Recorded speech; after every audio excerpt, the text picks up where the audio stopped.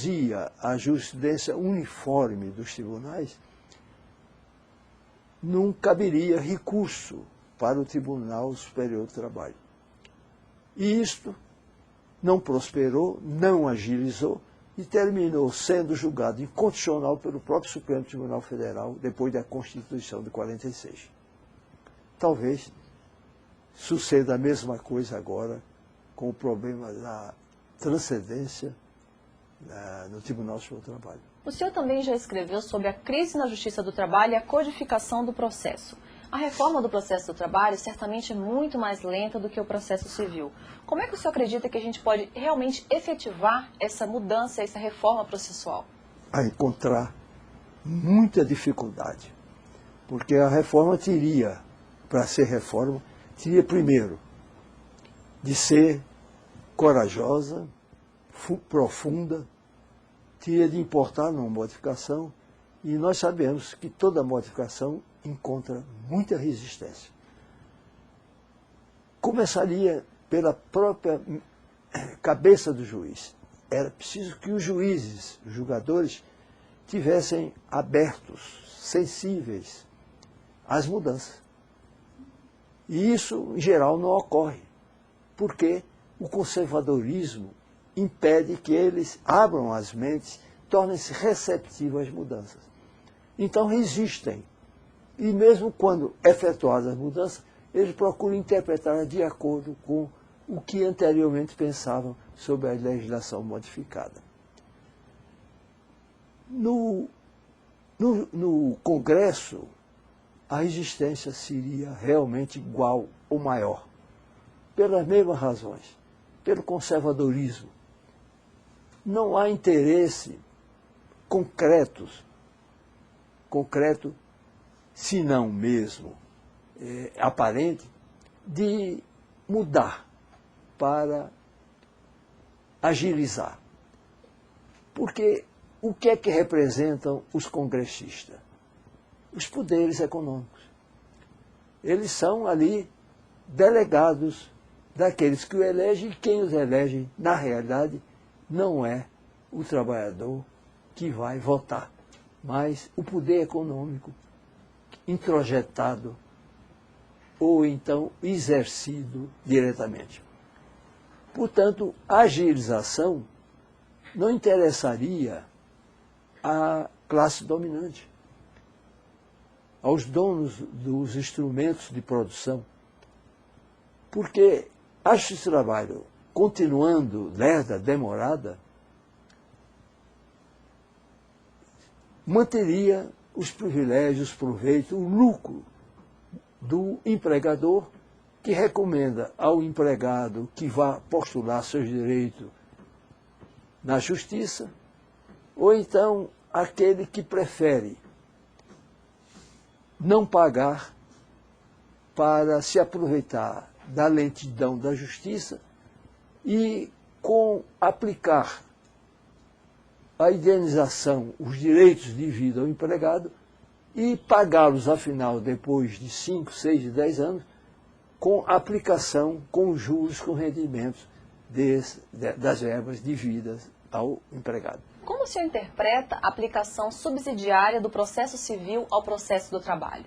Isto realmente tem sido uma tônica entre os juízes, sobretudo naqueles que gostam de ostentar conhecimento, saber, cultura, erudição. O processo trabalhista nasceu informal e baseava-se em princípios como gratuidade, celeridade, informalidade. E à medida que a justiça do trabalho cresceu, ela se solenizou, ela se tornou complexa, ela se tornou inacessível ao trabalhador. E com isso, houve necessidade, a princípio, porque a consolidação da lei do trabalho do ponto de vista processual, ela é muito pobre, embora com muita sabedoria, embora disponha com muita sabedoria sobre as poucas normas processuais. E com tanta sabedoria que ainda hoje o processo civil vem buscar na justiça, no direito do trabalho, no processo de trabalho, princípios que começou a aplicar sob o ponto de vista prático, pragmático e de agilização. Ao passo que, contraditoriamente, juízes do trabalho preferem, é verdade que em boa parte, não é a maioria, preferem ir buscar no processo civil aquilo que o processo do trabalho está, muitas vezes, transferindo ou sendo, ou por eles, no civilista, sendo acolhido como útil e digno de... Muitas delas podem. Haja vista, por exemplo, e aí a resistência incrível, inacreditável, incompreensível, dos julgadores trabalhistas, sobretudo de primeira instância. A multa na execução forçada. Se o empregador condenado não paga dentro do prazo estipulado pela sentença, tem-se a execução como forçada e sobre ela incide uma multa. Mas a Justiça do Trabalho, como em outros casos, reluta muito em aplicar e muitos juízes ainda não aceitam, não admitem essa aplicação subsidiária, o que abreviaria muito a execução trabalhista, que é a via cruz do nosso processo especializado. Dr. Calheiros Bonfim, o senhor advoga desde 1945 e conhecidamente exclusivamente para empregados. Por que essa preferência e essa escolha? É fácil explicar. Eu provim, depois de formado, eu provim do jornalismo, que era a minha profissão. Desiludido do jornalismo, eu optei pela advocacia trabalhista. E dentro desta limitação trabalhista, ainda fiz uma sublimitação, que é a advocacia de defesa do trabalhador. Explica-se. O mesmo princípio, os mesmos motivos que me levaram ao jornalismo foram os mesmos que me levaram à advocacia trabalhista. A motivação social, a busca da justiça, o interesse pela comunidade, o amor à cidadania, a defesa da liberdade. Nada mais afim, nada mais harmônico com o direito do trabalho, sobretudo da advocacia trabalhista, do que o jornalismo e vice-versa. E maior motivação para o advogado, não critico os que defendem, ao contrário, eu acho que deve se defender tudo que é justo. Mas a maior motivação para o advogado é defender o fraco, os que necessitam, o hipossuficiente, aqueles que precisam de justiça, precisam de defesa. Calheiros Bonfim é um socialista? Sou. Guardo essa fidelidade desde os tempos, não digo, desde que me formei, porque eu já fui conservador, ainda universitário. Depois, felizmente, a vida transformou, as ideias modificaram. Não sei se evolui, mas acho que sim.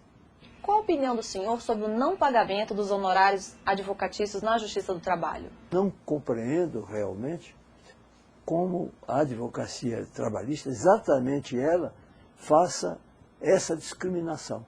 Que no cível, onde em geral se discute propriedade, obrigações de natureza patrimonial,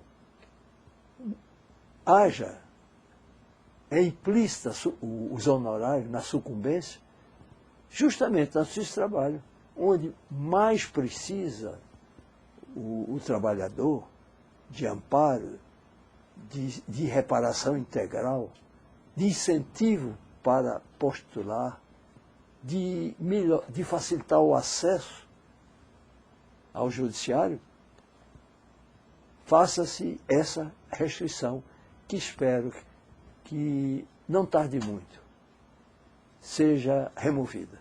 O senhor também é autor de uma obra sobre Previdência. Hoje, o governo federal tem criado um Fórum Nacional para discutir a Previdência Social brasileira. Quais as sugestões que o senhor teria para essa reforma da Previdência? Eu acabei de escrever, coincidente com um artigo que eu escrevi sobre a Previdência Social, intitulado O Estrangulamento da Previdência Social. A Previdência Social, ela, inicialmente, ela tinha como fonte de custeio união, empregador e empregado. A união se retraiu e, ao invés de continuar contribuindo, ela se apropriou das contribuições para financiar obras faraônicas, como a construção de Brasília, a Transamazônica, Ponte Rio-Niterói. E, com isto, criou um déficit enorme que se refletiu nas restrições às concessões dos benefícios do sistema.